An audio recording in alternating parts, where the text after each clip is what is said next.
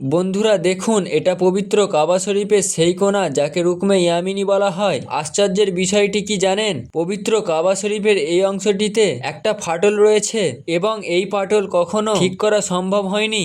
এজন্য কাবা ঘরে হাজারে আসওয়াদের মতো এই জায়গাটিও এভাবে খোলা রাখা হয় এবং হাজিরা হাজারে আসওয়াদের মতো এই অংশটিও ছুঁয়ে এখানেও চুমু খায়। কিন্তু কাবা ঘরের এই অংশটি কেন ফাটল এবং এই অংশটি কেন ঠিক করা হয় না? এটি সেই স্থান যেখানে 1400 বছর আগে আমাদের নবী মোহাম্মদ সাল্লাল্লাহু আলাইহি ওয়াসাল্লামের চাচি যান অর্থাৎ আলী রাদিয়াল্লাহু তাআলা আনহুর আম্মা যান প্রস্রাব বেদনা অবস্থায় এখানে এসেছিলেন। তখন আল্লাহ তাআলার কুদরতে এই অংশটি ফেটে যায় এবং তিনি কাবার ভিতরে প্রবেশ করেন এবং সেখানে আলী রাদিয়াল্লাহু তাআলা আনহুর জন্ম হয়েছিল। এরপর থেকে কাবার এই অংশটি ফাটা অবস্থায় থাকে এবং সৌদি সরকার বড় বড় বিজ্ঞানীদের ডেকে চেষ্টা করেও এই ফাটলের অংশটি পূরণ করতে পারেননি। বন্ধুরা, কাবার সম্মান রক্ষার্থে ভিডিওটি লাইক দিয়ে কমেন্টে সুবহানাল্লাহ লিখবেন।